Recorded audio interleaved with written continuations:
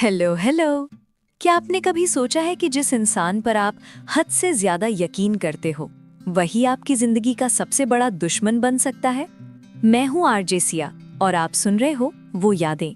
कुछ सपने इतने हसीन होते हैं कि उनके पीछे छिपा डरावना सच हम देख ही नहीं पाते।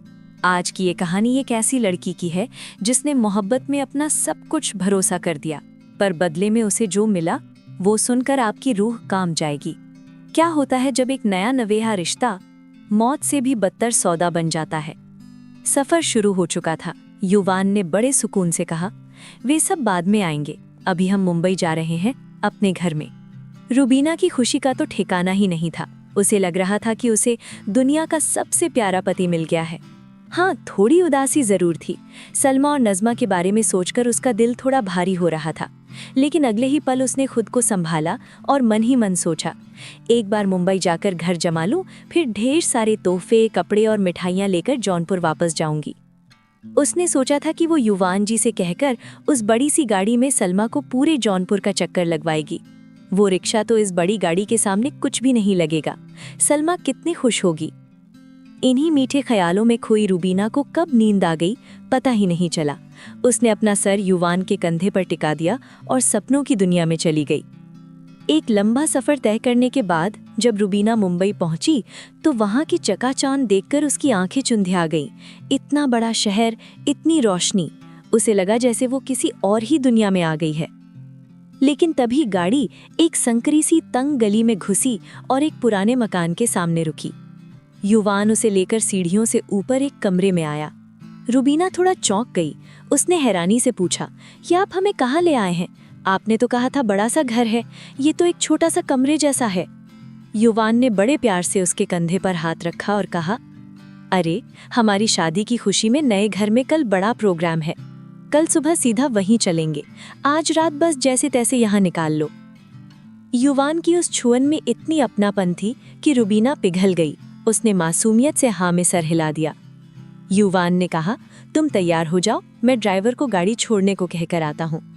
पर जाते जाते वो दरवाजा बाहर से बंद कर गया। रुबीना ने अपनी अम्मी का दिया हुआ नया लाल जोड़ा पहना। आज उसकी शादी की पहली रात थी, एक नई जिंदगी की शुरुआत। आईने में खुद को निहारते हुए वो बहुत खूबसूरत लग रही थी। उसने बिस्तर सही किया, चादर बिछाई और इंतजार करने लगी। तभी सीढ़ियों पर किसी के आने की आहट हुई। शर्म के मारे रुबीना ने एक लंबा घूंघट निकाल लिया। धड़कनें तेज थीं, सांसें रुकी हुईं। दरवाजा खुला और कोई अंदर आया। रुबीना ने नजर झुका ली। उसे लगा युवान ही होगा। वो शख्स आकर उसके बिल्कुल सामने बैठ गया। रुबीना घबराहट में खुद को समेट रही थी। उसका दिल इंजन की तरह धड़क रहा था। तभी उस सामने बैठे शख्स ने धीरे से उसका घूंघट उठाया। रुबीना ने जैसे ही अपनी पलकें उठाईं, उसके होश उड़ गए। सामने युवान नहीं था, वहां एक 50-55 साल का अधेड़ उम्र का आदमी बैठा था, जो बहुत ही वहशी नजरों से उसे देख रहा था। रुबीना बुरी तरह घबरा गई और पीछे हटते हुए चीखी, आप कौन है और युवान जी कहाँ है? वो आदमी हल्का सा मुस्कुराया और ठंडेपन से बोला, मैं तुम्हारा एक रात का पति हूँ। एक पल में रुबीना की पूरी दुनिया उजड़ चुकी थी। वो लाल जोड़ा, वो बड़े बड़े सपने, सब कुछ एक पल में बिखर गया। क्या युवान ने रुबीना का सौदा कर दिया? क्या होगा उस मासूम लड़की के साथ इस अनजान शहर की एक काली रात में? सोचिए, जिस पर हम सबसे ज्यादा भरोसा करते हैं वही धोखा दे दे तो इंसान कहाँ जाए? क्या रुबीना खुद को बचा पाएगी? रुबीना के होश उड़ चुके थे। सामने बैठा वो अधेड़ उम्र का शख्स बड़े हक से खुद को उसका शौहर बता रहा था। रुबीना ने झटके से अपने सर से दुपट्टा उतार फेंका और पागलों की तरह दरवाजे की तरफ भागी। पर उस आदमी ने उसका हाथ पकड़कर रोक लिया और पूछा, कहाँ जा रही है? रुबीना की आंखों में खौफ था। वो गिड़गिड़ा रही थी, देखिए, खुदा के वास्ते हमें छोड़ दीजिए। आपको जरूर कोई गलतफहमी हुई है। युवान जी बाहर हैं, हमें उनके पास जाने दीजिए। उस आदमी ने हैरानी से पूछा, तुझे जो यहाँ छोड़कर गया है वो आदमी? रुबीना रोते हुए बोली, जी, वो हमारे शौहर हैं, कल ही निकाह हुआ है हमारा। तब उस आदमी ने वो सच उगला जिसने रुबीना के पैरों तले जमीन निकाल दी। उसने कहा, वो हरामी तुझे अपना नाम युवान बताया? अबे उसका नाम मनीष है, बहुत चालाक है वो। तुझे मैंने उससे पूरे 2 लाख में खरीदा है। रुबीना को यकीन नहीं आ रहा था। उसे लग रहा था ये कोई बुरा सपना है। वो चिल्ला रही थी कि वो झूठ बोल रहा है। तब उस आदमी ने सबूत देने के लिए फ़ोन निकाला और युवान का नंबर मिलाया। दूसरी तरफ से वही जानी पहचानी आवाज़ आई, युवान की आवाज़। वो सेठ बोला, माल ठीक है, पर ये लड़की नाटक कर रही है। उधर से युवान, या कहें मनीष, हंसकर बोला, नई लड़की है ना सेठ, थोड़ा तो करेगी ही, एडजस्ट कर लो और एंजॉय करो। जब सेठ ने पूछा कि ऐसी लड़की कहाँ से लाया, तो उस दरिंदे ने बड़े फख्र से कहा, सेठ, ऐसी कच्ची कली ढूंढना मुश्किल है। शादी का नाटक करना पड़ा मेरे को, तब जाकर ये बुलबुल हाथ लगी। अभी रखता हूँ, अपनी आइटम के साथ बाहर आया हूँ। फोन कट गया। रुबीना फटी आंखों से उस फोन को देख रही थी। उसका दिल किया कि धरती फट जाए और वो उसमें समा जाए। जिस आदमी के लिए उसने अपना घर बार छोड़ा, वही उसे चंद रुपयों के लिए किसी गैर मर्द के हाथ बेच गया। रुबीना एक बुत की तरह खड़ी रही। उसके जिस्म में जैसे जान ही नहीं बची थी। वो आदमी उसे घसीटते हुए बिस्तर तक ले गया और एक झटका दिया। रुबीना निढाल होकर गिर पड़ी। वो चिल्लाना चाहती थी, पर आवाज गले में ही जम गई। सारी रात वो दरिंदा उसके जिस्म से खेलता रहा, उसकी इज्जत तार तार करता रहा।